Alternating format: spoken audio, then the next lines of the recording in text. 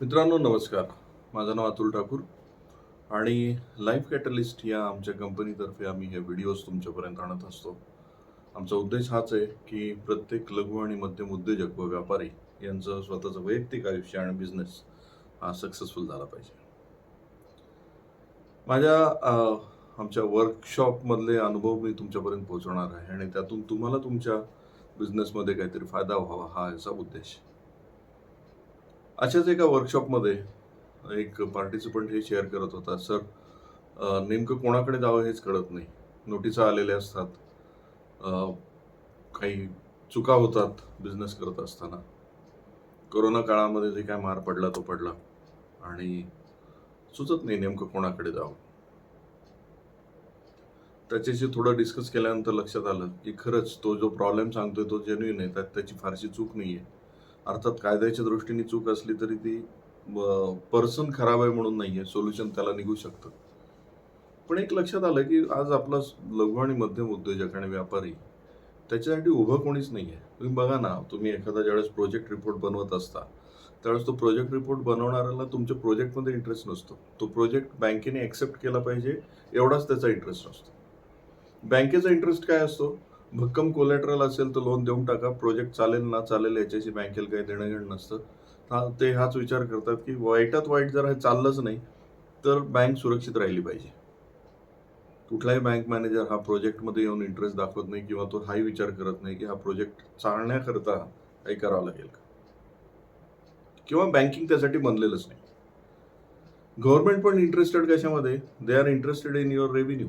जीएसटीच्या तुम्ही जर वेळेवर भरणा नाही केला तर ते तुम्हाला नोटीस इमानदारीत पाठवतील. गव्हर्नमेंट ऑफिसर्स येऊन इमानदारी तुम्हाला छळतील. पण तुमचा बिझनेस चालावा म्हणून किती जण इंटरेस्ट घेतात? किती जण हा विचार करतात की बाबा रे तुझं हे सगळं होतंय तर काही अडचण येते का? इज देअर एनी सिस्टम, गव्हर्नमेंटची सिस्टम किंवा प्रायव्हेट सिस्टम अशी काही आहे का की ज्यामध्ये एक जेन्युइन प्रॉब्लेम सॉल्व्ह करणारं काहीतरी आहे? असं कुठेच नाहीये. व्यापारी किंवा उद्योजक भरकटल्यासारखा जिथे पाहिजे तिथे सापडेल तिथे मदत घ्यायचा प्रयत्न करतो, अधिकाधिक फसत जातो. किंवा मग तो कुठल्या तरी करप्शन हा मार्ग स्वीकारून तो स्वतःचे प्रॉब्लेम सॉल्व्ह करायला जातो आणि त्यात तो पैसे कमावतो.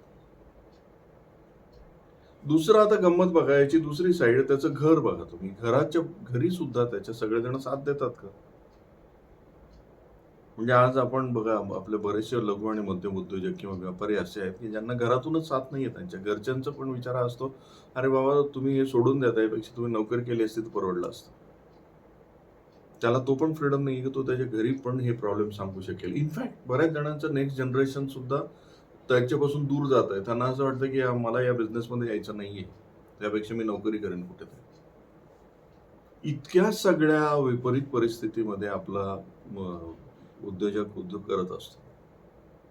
त्याला शिक्षणाची गरज आहे. आमची कमिटमेंट तीच आहे. आम्ही यासाठीच सतत प्रोग्राम्स, व्हिडिओज करत असतो. मित्रांनो, एक लक्षात घ्या, तुम्हाला खूप जास्त टफ होऊन तुम्ही अत्यंत ऑड परिस्थितीमध्ये बिझनेस करत आहात हे लक्षात घ्या. तुम्हाला अत्यंत टफ होऊन हा बिझनेस करावा लागणार आहे. पण त्याच्यासाठी नॉलेज हा एकमेव आधार आहे. You must improve your knowledge of doing business. तुम्हाला सतत तुमचा बिझनेस करण्याचं शिक्षण घेत राहावं लागणार हे लक्षात घ्या. अन्यथा तुमच्या सोबत दुसरं कोणीच नाहीये. तुमच्यासोबत एकच गोष्ट असणार आहे, ते म्हणजे तुमचं बिझनेसचं नॉलेज. विचार करून बघा.